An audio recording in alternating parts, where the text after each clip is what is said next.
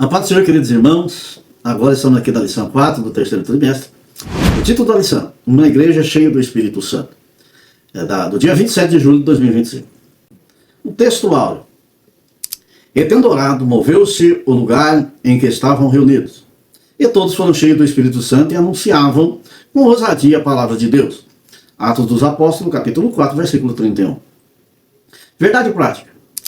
Uma igreja cheia do Espírito Santo suporta as aflições, ora com o poder e ousa no testemunho cristão. A leitura bíblica em classe está em Atos dos Apóstolos, capítulo 4, versículo 24 ao 31. Essa lição também vai apresentar 3 objetivos. O primeiro é identificar as características de uma igreja cheia do Espírito Santo, destacando sua perseverança em meio às provações. Segundo, analisar a importância da oração com poder na vida da igreja. E terceiro, demonstrar como a ousadia espiritual fortalece a pregação do Evangelho. Essa lição também apresenta uma palavra-chave, Espírito Santo. A introdução dessa lição está assim. Nesta lição, veremos como uma igreja cheia do Espírito Santo se comporta. A partir do capítulo 4, do versículo 24 ao 31 do livro de Atos dos Apóstolos, encontramos uma das principais marcas que caracterizam a igreja de Jerusalém. A perseverança. Uma igreja perseverante e capacitada para dar testemunho de sua fé, mesmo que em meio ao fogo da provação. Em 1 Pedro, capítulo 4, versículo 12, um versículo de referência. Essa igreja suporta as provações porque é cheia do Espírito. Por causa do Evangelho. Ela renuncia ao seu próprio bem-estar e não aceita ficar na zona de conforto. Na verdade, sem a capacitação do Espírito, o corpo de Cristo não suporta as provas para cumprir a sua missão no mundo. Outra marca, uma igreja cheia do Espírito Santo e a sua capacidade de orar com poder, e por isso, impactar o mundo ao seu redor. Essa oração fortalece a igreja, capacita a testemunhar de maneira eficaz. Da mesma forma, uma igreja cheia do Espírito Santo é marcada pela ousadia para proclamar o Evangelho com poder e, por isso, se tornar relevante para o mundo. Essa é a introdução para essa aula de hoje, para essa lição. Uma igreja cheia do Espírito Santo. O primeiro tópico dessa lição, uma igreja perseverante. Ela tem 3 subtópicos. O primeiro é suportar o sofrimento. O segundo, não negocia os seus valores. E terceiro, está convicta de sua fé. Aqui, antes de entrar por essa lição, chamo a atenção dos irmãos para que dê um like, também compartilhe essa aula e comenta, faça um comentário para ajudar crescer, essa aula crescer, e nós crescer também no entendimento. E saber de onde o irmão também está comentando, mostrar de onde o irmão está assistindo esta aula. E compartilha para que essa aula possa alcançar corações. Que Deus abençoe cada um. O primeiro subtópico, suporta o sofrimento. Após a sua pregação junto à Porta Formosa, Pedro e João são levados presos. Atos capítulo 4, versículo 3. E posteriormente ameaçados por pregarem o nome de Jesus, que está em Atos capítulo 4, versículo 17.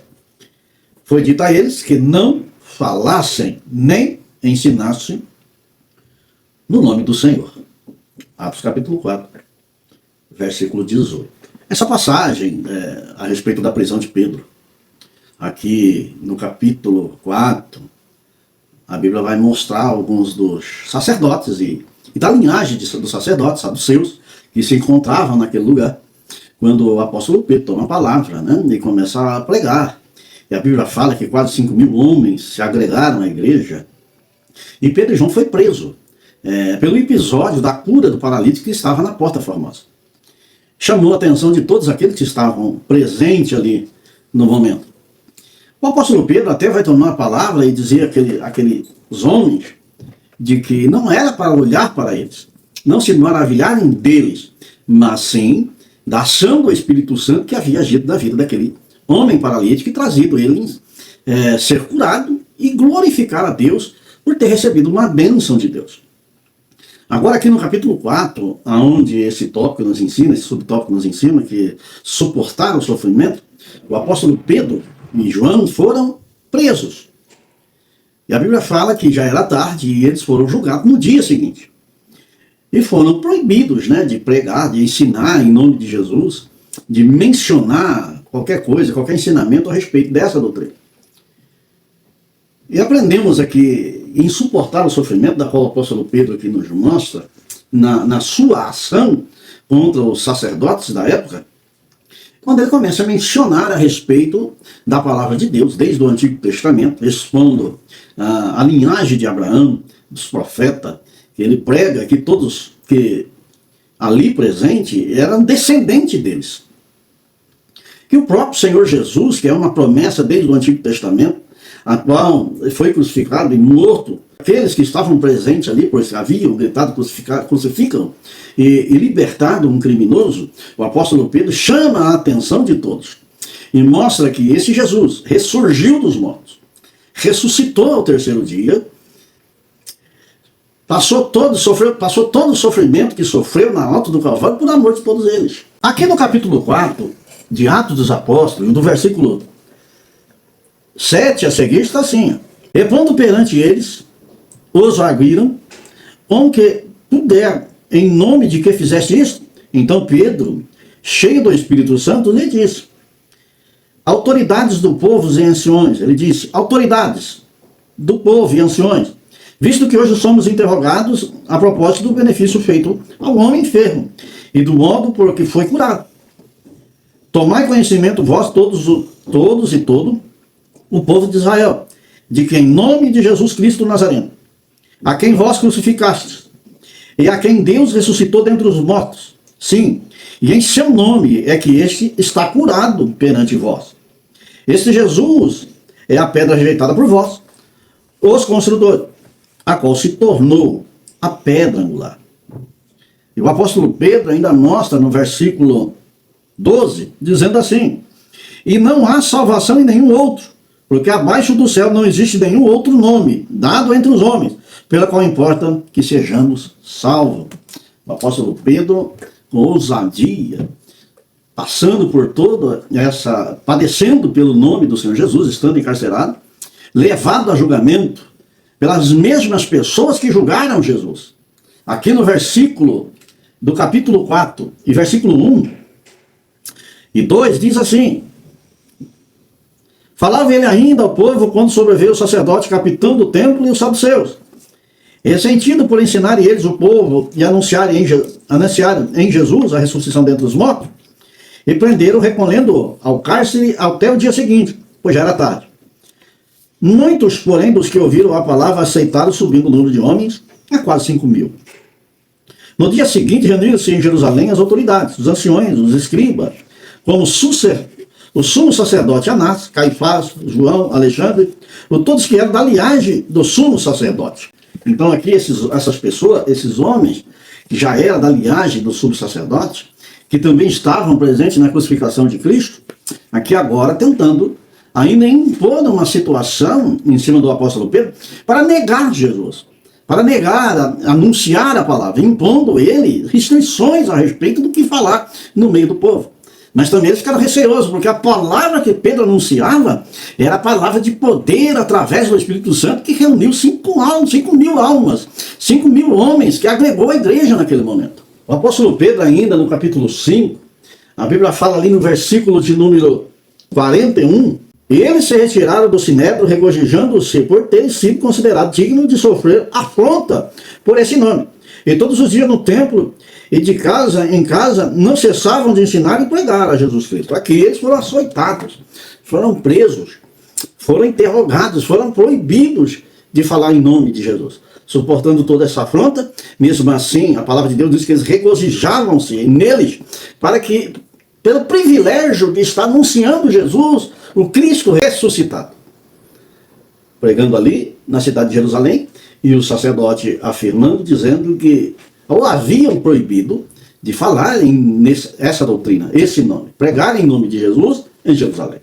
No capítulo 5, versículo 28, está assim: dizendo expressamente, vos ordenamos que não ensinasseis nesse nome. Contudo, encheste Jerusalém da vossa doutrina, e quereis lançar sobre nós o sangue deste homem. Aqui o apóstolo Pedro repreendido pelo sacerdote saduceu, começou a combater contra eles, né? E a Bíblia deixa bem claro, nas palavras do apóstolo Pedro, ali do capítulo 3 ao capítulo 4, vai mostrar que esse Jesus que ele prega é aquele que eles haviam condenado à crucificação. E aqui os sacerdotes e esses doutores da lei, né, que pregavam a lei e que queria calar Pedro e os discípulos, que traz aqui a eles a proibição de anunciar o evangelho. Então aqui nesse tópico que aprendemos aqui nessa lição, suporta o sofrimento, então o apóstolo Pedro, cheio do Espírito Santo, suportava qualquer afronta e sofrimento para anunciar e garantir que o evangelho fosse pregado. A Bíblia fala que no mundo tereis aflições. O Senhor Jesus nos chama a uma obra de evangelização. Por isso que lá em Marcos, no capítulo 15, versículo 16, ide por todo mundo, pregai o evangelho a toda criatura, quem crer e for batizado será salvo, mas quem não crer será condenado. E esses sinais seguirão os que crerem, em meu nome expulsarão demônios, falarão em novas línguas, imporão a mão sobre os enfermos e o curarão. E se beberes alguma coisa mortífera, não fará dano algum.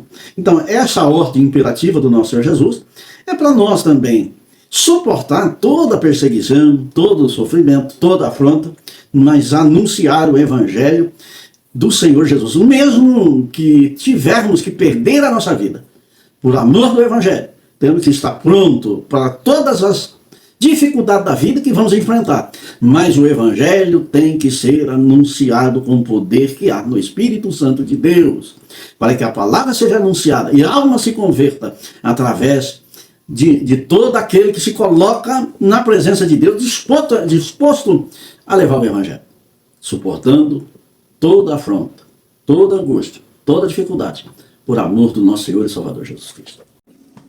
Segundo o subtópico, não negocia seus valores. Quando a classe sacerdotal intimou aos apóstolos, eles deram ordem expressa para que eles não falassem nem ensinassem no nome de Jesus, a resposta do apóstolo foi: julgai-vos ser o justo diante de Deus, ouvir-vos antes a vós do que a Deus.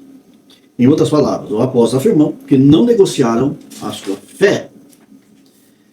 Aqui, o apóstolo Pedro, os seus discípulos, que foram afrontados a não levar a palavra, não pregar mais em nome de Jesus, ameaçados pelos sacerdotes, pelos magistrados da época, o apóstolo Pedro, ele mostra que a palavra de Deus é prioridade na vida deles. Lá no capítulo 5 de Atos dos Apóstolos, versículo 29, está assim a palavra de Deus. Então Pedro e os demais apóstolos afirmaram: antes importa obedecer a Deus do que os homens. O apóstolo Pedro mostra aqui que ele não negocia os seus valores, não abre mão da sua fé por imposição humana. Assim como Pedro é confrontado, mas não se cala, que nem lá em Atos, no capítulo 4, versículo 1 ao 3, versículo 8, do 8 ao 12. Ali Pedro não fica quieto, mas toma a palavra para combater a imposição humana. Aqui no capítulo 4, do versículo 8 ao 12, está assim: então Pedro, cheio do Espírito Santo, lhe disse: autoridade do povo e anciões, visto que hoje somos interrogados a propósito do benefício feito a um homem enfermo, e de modo porque foi curado, tomai conhecimento, vós todos e todo o povo de Israel, de que em nome de Jesus Cristo, o Nazareno, a quem vós crucificaste, e a quem Deus ressuscitou dentre os mortos, sim, em seu nome é que este está curado perante vós. Este Jesus, a pedra rejeitada por vós, os construtores, na qual se tornou a pedra angular, e não há salvação em nenhum outro, porque embaixo do céu não existe nenhum outro nome dado entre os homens pelo qual importa que sejamos salvos. Pedro aqui não negocia os seus valores, não negocia a sua fé de maneira nenhuma, mesmo com a imposição humana, sendo aqui uma imposição dos principais aqui, dos sacerdotes, dos magistrados da época, que tinham poder para açoitar, poder para mandar prender, poder até para tirar a vida. Mas com tudo isso no coração de Pedro e no coração dos discípulos, mesmo que perdesse a sua vida, a Bíblia, eles tinham conhecimento de que, da mesma forma que Jesus ressuscitou, eles ressuscitariam também juntamente com Cristo. Porque é essa palavra que Jesus ensinou, essa palavra que Jesus pregou aos seus discípulos e orientou, sobretudo, a respeito do Evangelho. Que o Evangelho veio para dar vida. Por isso que lá no capítulo 10 da carta do Evangelho de João, a Bíblia fala que Jesus dizendo, ele diz assim, eu venho para que tenhas vida e a tenha com abundância. Então aqui, o apóstolo Pedro é ciente de tudo isso. Então ele vive essa esperança e a sua fé está depositada nessa esperança. Mesmo que o sacerdote e os saduceus e todos aqueles que estavam lá, que pertenciam ao Sinédrio, aqueles homens que eram os magistrados da época, Pedro aqui não vai diminuir de forma nenhuma a verdade que tem que ser pregada. Não porque são uma liderança religiosa, mas ele vai exaltar Jesus Cristo como o único Salvador. Mesmo sendo aqueles que crucificaram Jesus. E também poderia crucificar eles também. A história vai mostrar que Pedro foi crucificado de cabeça para baixo. Mas enfrentou e não negociou seus valores, mas anunciou o Evangelho. Você vê que o apóstolo Pedro, no capítulo 4, do versículo 29 ao 31, nós vemos aqui a oração de Pedro, pedindo a Deus força. Está assim. Agora, Senhor, olha para as suas ameaças e conceda aos teus servos que anuncie com toda a intrepidez a tua palavra. Enquanto estende a mão para fazer curas, sinais de prodígio por intermédio do nome do teu santo servo Jesus, tendo eles orado, tremeu o lugar onde estavam reunidos. Todos ficaram cheios do Espírito Santo e com intrepidez anunciava a palavra de Deus. O Espírito Santo aqui se faz presente em todos aqueles que não negociam a sua fé. Não tem vergonha do Evangelho. Não se coloca como timidez para anunciar a palavra de Deus. Não coloca as palavras agradáveis para satisfazer pessoas, mas fala a verdade. Fala o verdadeiro Evangelho, confronta o pecado, traz a verdadeira palavra ao conhecimento humano, mostra o erro, mostra o pecado, traz à luz a obras má do homem. Esse é o Evangelho, a qual Pedro está anunciando àqueles magistrados. E aprendemos com ele, não negociar a nossa fé. Assim como esse tópico está dizendo, não negocie os seus valores. Os nossos valores são inegociáveis. Temos que ser crente e termos aparência espiritual, semblante de Cristo, o brilho do Espírito Santo, em todo lugar que nós estivermos, tanto em casa, como na igreja, como no trabalho, como no lazer, aonde você estiver, não negocie os seus valores. Mostra sempre Jesus no seu proceder, na sua conduta. E quando houver palavra, que essa palavra seja direcionada pelo Espírito Santo, porque você também é um instrumento de Deus para fazer a diferença na face da terra. Terceiro subtópico, está convicto da sua fé. Uma igreja cheia do Espírito Santo está convicta da sua fé. Não se apoia em suposições, mas em fatos. Atos capítulo 4, versículo 20. Os primeiros cristãos não apenas ouviam sobre Deus, mas também testemunharam as suas obras. Quando Filipe prega em Samaria, os samaritanos se convenceram porque ouviam e viam os sinais que Filipe fazia, ali em Atos, no capítulo 8, versículo 6. Alguém já disse que Deus é plenamente obedecido no céu, porque lá ele é visto. Enquanto na terra, muitas vezes, é desobedecido, por ser apenas ouvido. No entanto, a igreja cheia do Espírito Santo apenas proclama a palavra, mas também manifesta as obras de Deus. Ali em Romanos, no capítulo 15, versículo 18 e 19. Jesus foi poderoso tanto em palavra quanto em obras. Lucas, capítulo 24, versículo 19. Aqui a igreja que é convicta da sua fé, não vive por suposições, né? Supondo, achando, não tem o achismo. Aqui tem uma convicção de palavra direcionada pelo Espírito Santo. Porque onde há uma pessoa cheia do Espírito Santo, a direção de palavra verdadeira, e não fica só em palavra, mas a ação do poder do Espírito Santo manifesto em cura, em operação de milagres e muitas outras coisas que está no propósito de Deus de realizar no meio do ser humano. Jesus vai dizer para Tomé, dizendo, mais bem-aventurados são aqueles que não viram e creram. Aqui a nossa posição de crer, a fé tem que ser em evidência. Tem que ser uma fé sobrenatural. Tem que ter toda a convicção de fé. Por isso que lá em Hebreus, no capítulo 11 de Hebreus, versículo 1, está assim. Ora, a fé é a certeza das coisas que se espera. É a convicção dos fatos que não se veem. Você não precisa estar vendo, mas você precisa crer que Deus vai realizar. O versículo 6 está assim, ó. De fato, sem fé é impossível agradar a Deus. Portanto, é necessário que aquele que se aproxima de Deus creia que ele existe e que se torna galardoador do que os buscam. Precisa crer. A sua convicção que é crer. Crer de imediato. Se aproximar de Deus, crendo nele. Crendo nos benefícios que vêm do céu. A Bíblia vai em Salmo, vai dizer que lançar toda a sua ansiedade aos pés do Senhor e confiar nele, porque tudo ele fará. Então, a visão da convicção é saber que a sua fé não é em vão. Lá em 2 Timóteo, no capítulo 1, versículo 12, eu por isso estou sofrendo estas coisas.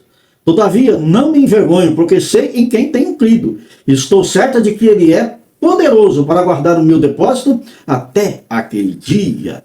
Então aqui a certeza de estar com a sua fé direcionada a um Deus Todo-Poderoso. Então numa convicção de fé, ela não é baseada em achismo, mas é numa convicção de que você tem crido num Jesus Todo-Poderoso, Criador dos céus e da terra. Está direcionado a responder através da sua fé, ou da minha fé.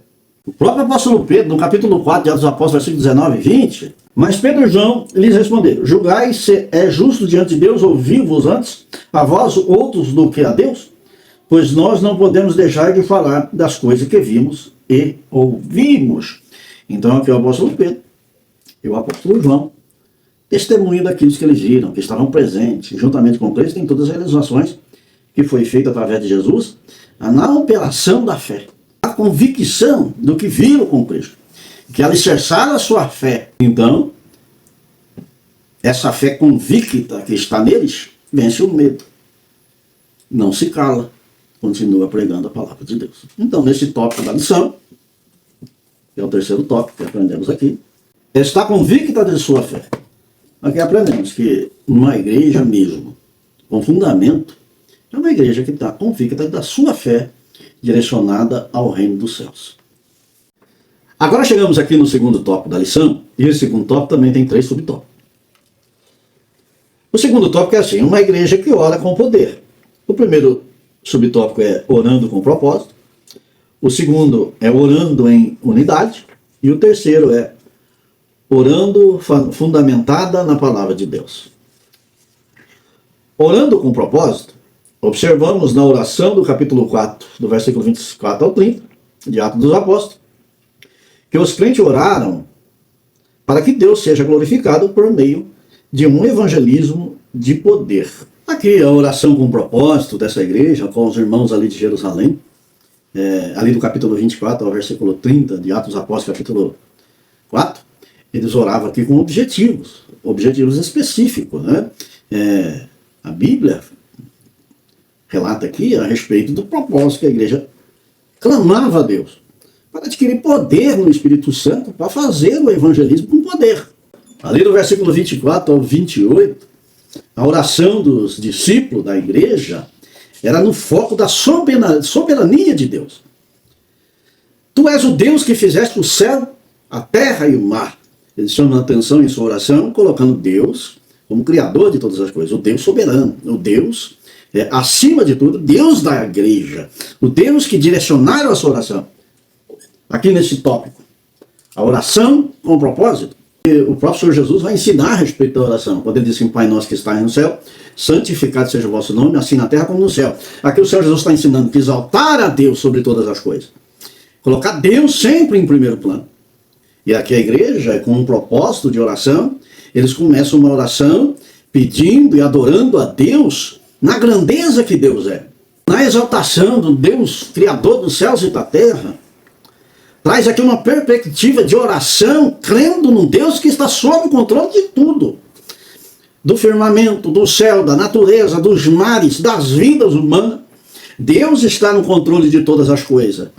E quando a gente ora crendo num Deus Todo-Poderoso, assim era a igreja de Jerusalém, na sua oração com propósito. Então aqui entendemos que antes que eles pedissem, a igreja reconhece o poder e a justiça e o plano soberano de Deus sobre tudo.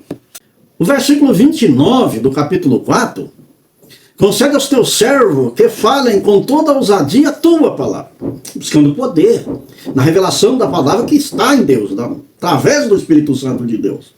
Aquilo que o homem não consegue falar, ou ver, ou enxergar, mas somente através da revelação do Espírito Santo, que chega a uma unidade perfeita com Deus.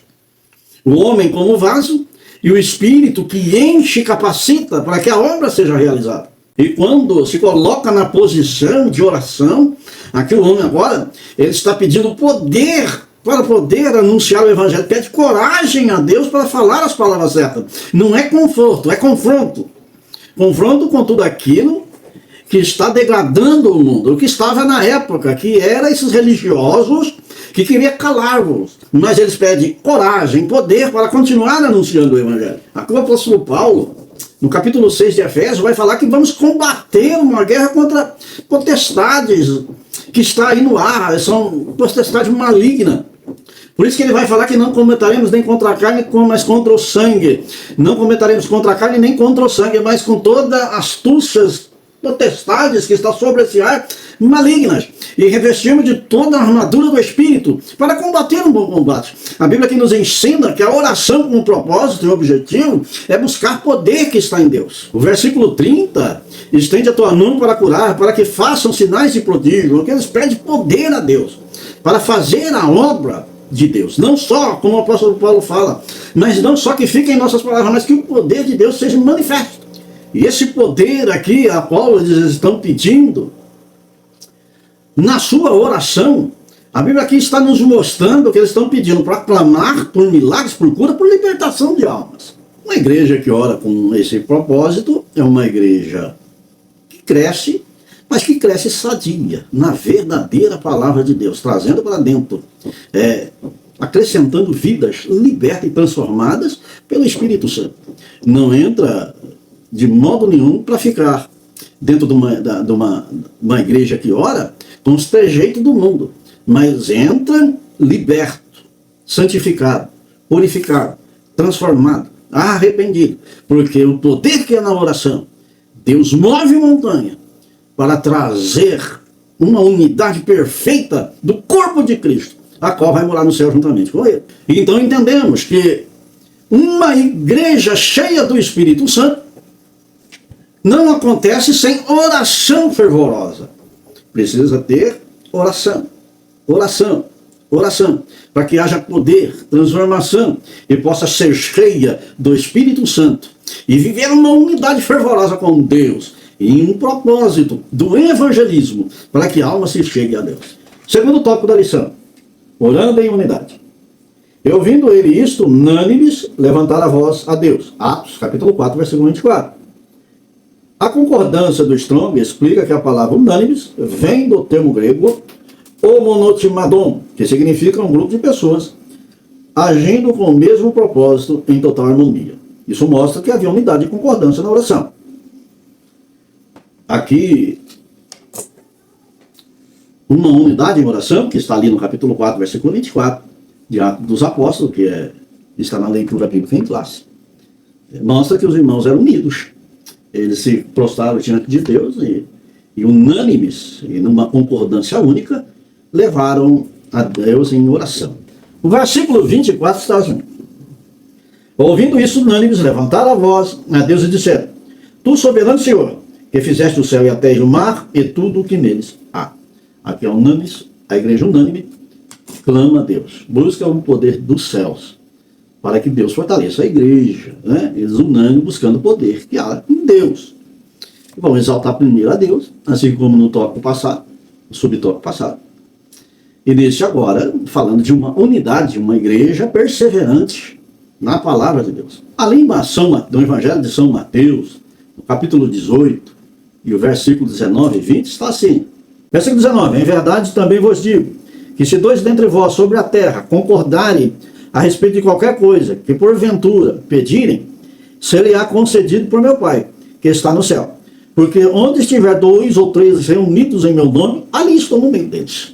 Falando de uma unidade, falando de uma concordância, né, em oração. Uma igreja unida que ora, unida que busca uma unidade perfeita com Deus. Em Atos dos Apóstolos, capítulo 1, versículo 14, está assim: todos esses perseveraram unânimes em oração, com as mulheres, com Maria, mãe de Jesus, e com os irmãos dele.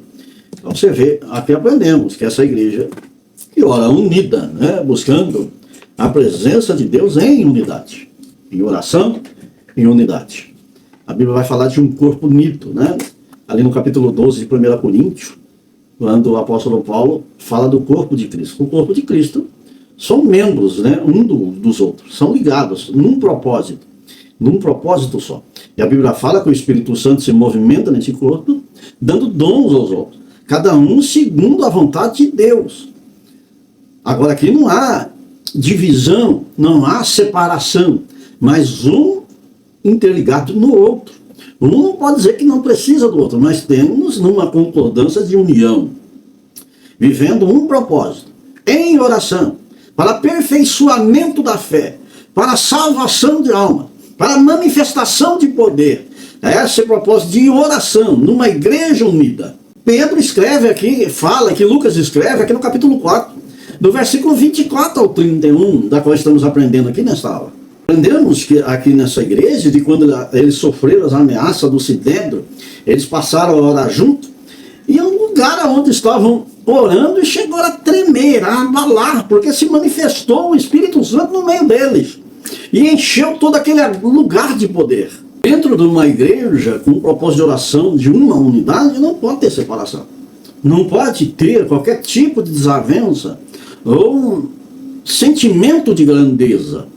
Por isso que lá em Filipenses o apóstolo escreve, no capítulo 2, do versículo 1 ao 3, está assim: se há, pois, alguma exortação em Cristo, alguma consolação de amor, alguma comunhão do Espírito, se há entranhados afetos e misericórdia, completai a minha alegria, de modo que penseis a mesma coisa, tenhais o mesmo amor, sejais unidos de alma, tendo o mesmo sentimento, não façais por partidarismo ou vanglória, mas por humildade, considerando cada um os outros superiores a si mesmo. Aí impera uma união, de uma unidade perfeita, aonde ninguém é diferente de ninguém, mas aceitamos o nosso irmão como ele é, e perseveramos unidos em oração para alcançar os propósitos da igreja. Isso aqui, todo sentimento de ego, todo sentimento de disputa, de orgulho, de divisão, tem que ser jogado por terra.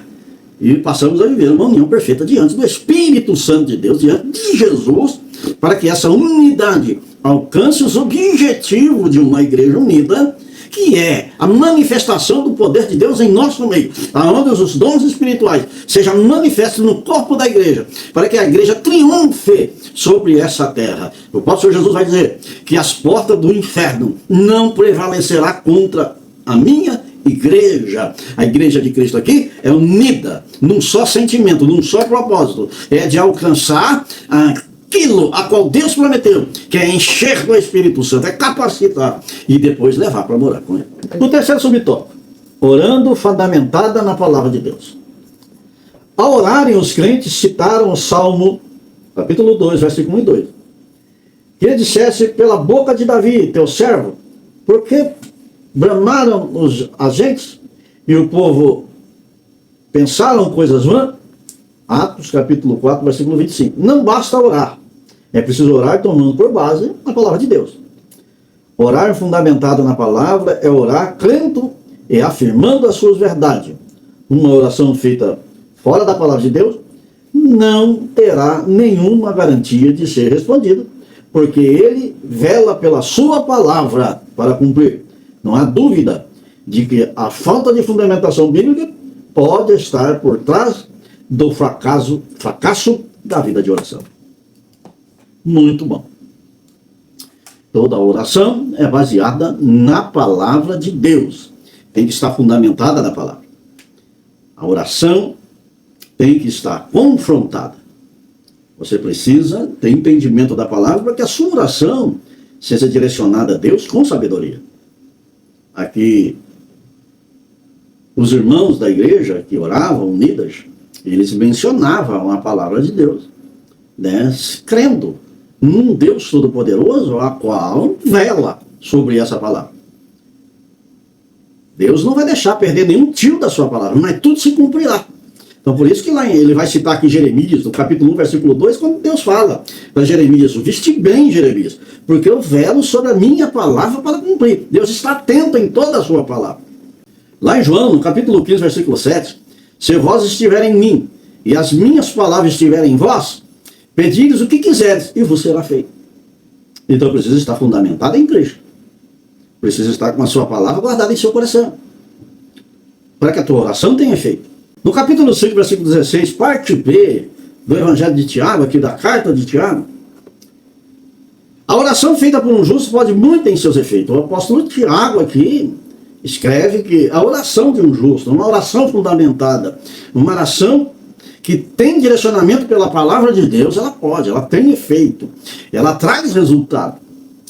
Lá em Tiago também, no capítulo 4, versículo 3, diz assim: pedi e não recebeis, porque pedis mal, para esbanjar-vos em vossos prazeres. Aqui, agora por outro lado, Tiago já está ensinando que a oração sem fundamento na palavra de Deus, sem direcionamento pelo Espírito Santo, é uma oração que não é recebida por Deus, porque pede mal, pede para si mesmo, pede para a sua própria vontade, para a sua própria ganância. Mas a Bíblia aqui rebate esses valores de oração. O valor verdadeiro é fundamentado na palavra. É o que aprendemos aqui nesse terceiro subtópico. Uma oração fundamentada na palavra de Deus, para que tenha efeito e traga resultado. Aprendemos até com Jesus ali em Mateus, no capítulo 4, do versículo 1 ao 11. Jesus, combatendo contra Satanás, ele fala que usa a palavra em sua oração. Ele vai dizer assim, que não só de pão viverá o homem, mas de toda a palavra que sai da boca de Deus. Ele está dizendo aqui a respeito da lei de Moisés, orando, usando a palavra de Deus contra o inimigo de nossas almas.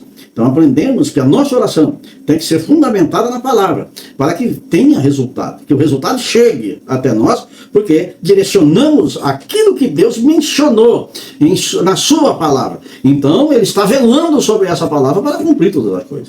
Você vê que a oração da igreja que estava em Jerusalém vai citar a palavra de Deus em sua oração. É o que está ali em Atos do capítulo 25 e 26. A própria igreja orando a respeito das coisas que aconteceu no passado pelo profeta Davi, pelo rei Davi. Eles vão citar que Deus fala através da sua boca. Lá em 2 Coríntios, capítulo 1, versículo 20. Porque quantas são as promessas de Deus, tanto tem nele o sim, porquanto também por ele é o amém para a glória de Deus por nosso intermédio. Então entendemos que o nosso Deus, a nossa oração fundamentada na palavra, temos todas essas coisas, todas essas promessas, escrita na palavra, que traz uma fé genuína, orando através da sua palavra, entendemos que Deus age através dela. Toda vez que quando você ora, dizendo, Senhor, está escrito, você está orando com fé, fundamentada na palavra de Deus, porque você entendeu que essas promessas de Deus está escrita na sua palavra. Então a sua oração tem fundamento, é fundamentada na palavra de Deus. Chegamos agora no terceiro tópico da lição. Uma igreja ousada no seu testemunho. Também tem 3 subtópicos. O primeiro é ousadia para enfrentar a oposição do Evangelho. O segundo é ousadia no exercício dos dons espirituais. E o terceiro, ousadia na exposição da palavra. O primeiro é ousadia para enfrentar a oposição do Evangelho, ao Evangelho. Os crentes oravam conscientes dos obstáculos que estavam enfrentando. Olha para as suas ameaças, no versículo 29, e já foi dito que uma igreja cheia do Espírito é uma igreja perseverante. Ela suporta a oposição e o sofrimento por causa do Evangelho. Deve ser destacado ainda que uma igreja verdadeiramente bíblica sofrerá rejeição e oposição. Aqui o versículo 29, a qual é a referência para esse tópico, do capítulo 4 de Atos dos Apóstolos. Agora, Senhor, olha para as suas ameaças e concede aos teus servos que anunciem com toda a intrepidez a tua palavra, ou com toda a ousadia a tua palavra. Aqui os próprios irmãos da igreja, mesmo dentro de uma ameaça iminente, na qual até João e o apóstolo Pedro foram presos por uma noite, por estar pregando a palavra de Deus, os seus opositores, que proibiram isso, eles em sua oração pediam mais poder para enfrentá-los. Ousadia. Usada por intrepidez no meio da oposição. Você vê aqui no versículo 31, na oração, quando eles estavam orando, Tendo eles orado, tremeu o lugar onde estavam reunidos. Todos ficaram cheios do Espírito Santo e com ousadia anunciavam a palavra de Deus.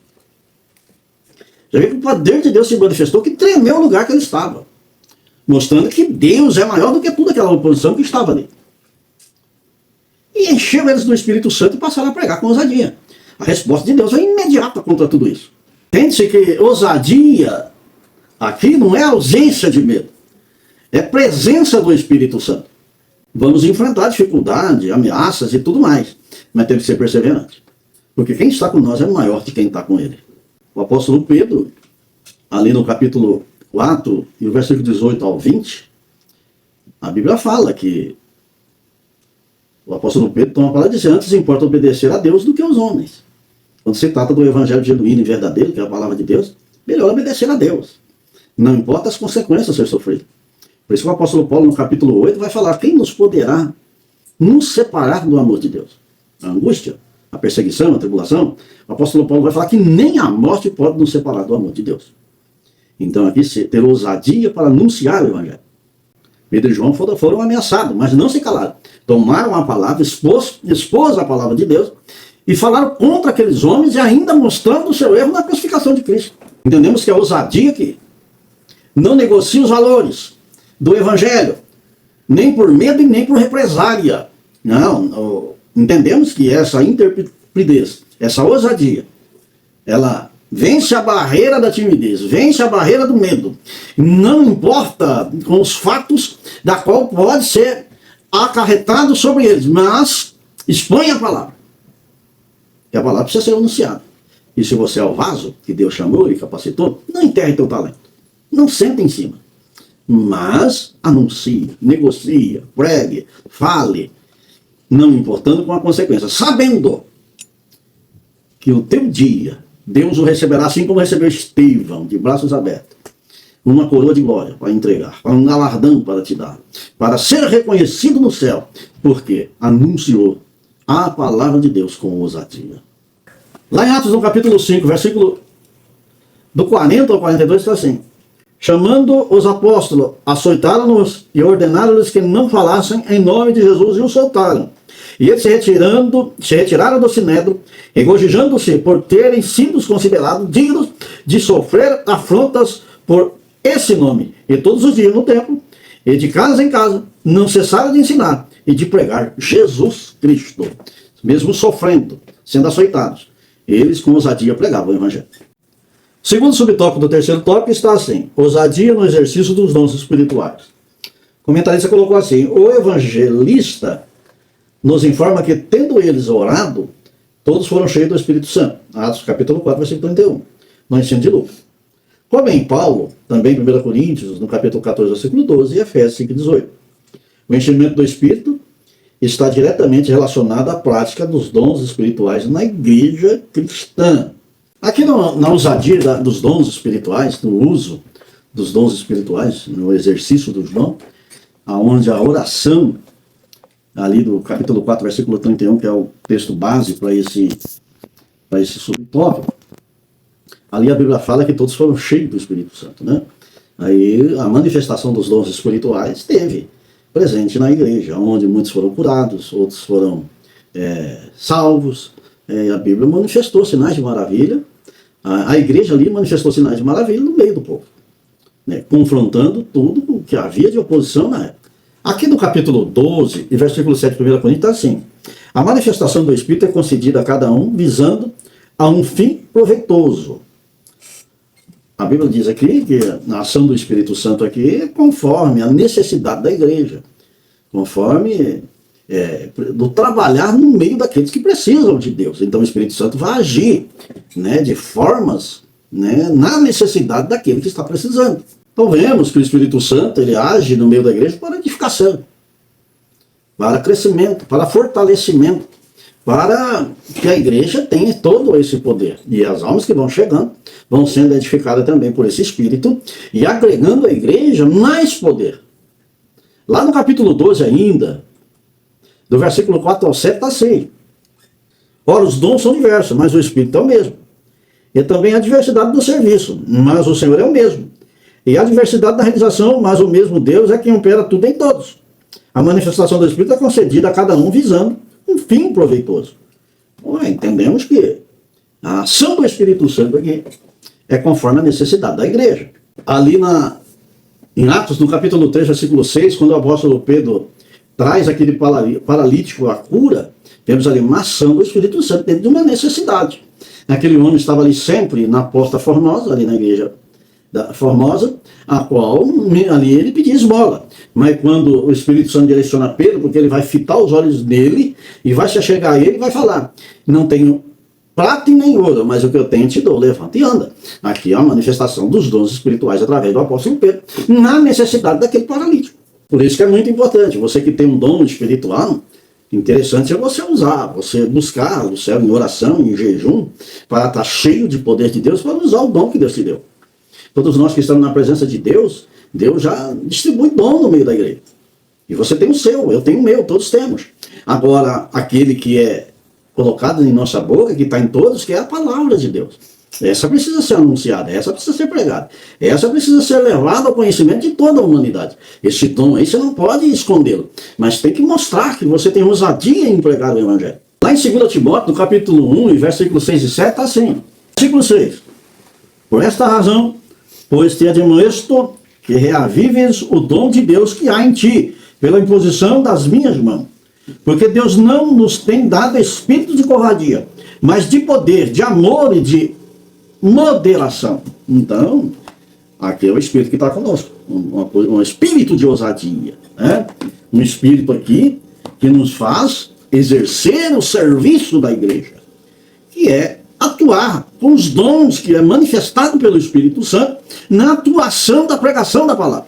Agora, cada um tem o seu dom, mas ele precisa ser usado com ousadia. Lá em Romanos, no capítulo 12, versículo 6, está assim, ó: tendo, porém, diferentes dons segundo a graça que nos foi dada. Se a profecia, seja segundo a proporção da fé. Se é ministério, dediquem-nos ao ministério. Ou que ensina, esmerce no fazê-lo. Ou que exorta, faça com dedicação. O que contribui com liberdade, o que preside com diligência, e o que exerce misericórdia com alegria. Então os dons são variados na ação do Espírito Santo, mas faça tudo isso com ousadia e com o poder do Espírito de Deus. Terceiro subtópico aqui do final da lição: ousadia na exposição da palavra. Nas Escrituras dizem que após a oração da igreja, todos foram cheios do Espírito Santo e anunciavam com ousadia a palavra de Deus. O texto básico aqui é Atos capítulo 4, versículo 31, que diz que, tendo eles orado, moveu-se o lugar. E todos foram cheios do Espírito Santo e anunciavam ousadia a palavra de Deus. Ousadia aqui é pregar, mesmo enfrentando as dificuldades, os medos e as perseguições e as oposições. Ousadia aqui é expor a palavra de Deus, mesmo os principais ali do Sinédrio estivessem contra, mas mesmo assim eles pregavam com autoridade. Ali no capítulo 4, versículo 8, ainda de Atos dos Apóstolos: então Pedro, cheio do Espírito Santo, lhe disse: autoridade do povo e anciões, visto que hoje somos interrogados e propósito do benefício feito ao homem enfermo, de modo porque foi curado.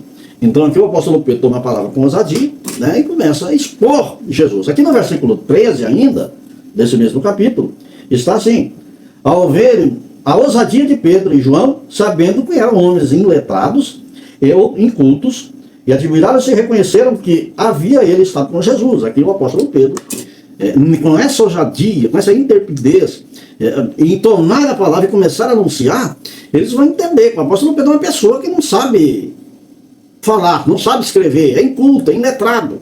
Mas com essa ousadia ele esclarecia a palavra de Deus, a qual aprendeu com o Senhor Jesus, expunha a palavra. Tanto é que ele vai usar o Velho Testamento, vai usar os profetas, vai usar Abraão, e porque ele tinha conhecimento da palavra de Deus. Aqui ele anunciava com ousadia. Essa exposição da palavra, ele ainda vai colocar no versículo 12 que Jesus é o único caminho que leva o homem à salvação. Para todos aqueles que estavam de opositores dele, de opositores do Evangelho, que ia de encontro à igreja. Eles queriam combater essa palavra. Agora, para quem está cheio do Espírito Santo, porque quem fala é o Espírito Santo, é ele que age, é ele que convence o homem do pecado e da morte. Por isso que Jesus vai dizer assim: não temas do que vai falar, porque o meu Espírito falará em vós. Aqui o Espírito Santo é que fala em nós, nós somos o instrumento, nós somos aqui o vaso, mas quem enche aqui é o Espírito de Deus, é ele que direciona a salvação a toda a humanidade. Você vê no dia do Pentecostes, lá em Atos dos Apóstolos, capítulo 2, versículo 14 ao 16, está assim: Então se levantou Pedro com os 11, erguendo a voz, advertiu-os neste termo: varões judeus de todos os habitantes de Jerusalém, tomai conhecimento disso e atentai nas minhas palavras. Estes homens não estão embriagados, como vides pensando, sendo esta é a terceira hora do dia. Mas o que ocorre é que foi dito por intermédio do profeta Joel. Você vê que o apóstolo Pedro vai expor a palavra de Deus desde o Antigo Testamento, mostrando que aqui é uma manifestação do Espírito Santo de Deus, prometido por Joel naquela profecia que Joel profetizou a respeito desse dia. E aqui o apóstolo Pedro confirma a profecia se cumprindo aqui. Ousadia no Espírito Santo para expor a palavra de Deus. O apóstolo Pedro, aqui anunciando a palavra de Deus com ousadia, ele vai combater contra os opositores. Lá em Atos Apóstolos, capítulo 5, versículo 28 e 29, está assim: dizendo expressamente, vos ordenamos que não ensinasseis neste nome, contudo, encheste Jerusalém da vossa doutrina, e quereis lançar sobre nós o sangue desse homem. Então Pedro e os demais apóstolos afirmaram: antes importa obedecer a Deus do que os homens. Então a ousadia aqui transpassa a costume humano, a ordem humana que vai de encontro à palavra, que é contra Deus. Então a gente tem que ser a favor de Deus, assim como Pedro. Melhor obedecer a Deus do que aos homens. Esses homens iníquos, que crucificaram Jesus. Aqui não, nós somos pela palavra de Deus. Então expor a palavra de Deus. Nós também aprendemos que para poder anunciar com ousadia precisa ter conhecimento. Precisa buscar conhecimento da palavra de Deus. Precisa se encher do Espírito Santo. Precisa crescer na graça e no conhecimento. Precisa estar preparado para anunciar o Evangelho com ousadia. Não é de qualquer maneira. Não é colocando doutrinas e costumes humanos no meio de uma igreja. A igreja precisa ser espiritual. E uma igreja, para ser espiritual, ela precisa estar cheia do Espírito Santo. E a manifestação do Espírito Santo aqui vai além de muitas coisas que estão acontecendo nos dias de hoje. O Espírito Santo aqui, ela anuncia a palavra de Deus verdadeira. A palavra que confronta pecado. A palavra que traz crescimento espiritual. A palavra que molda o homem segundo ela.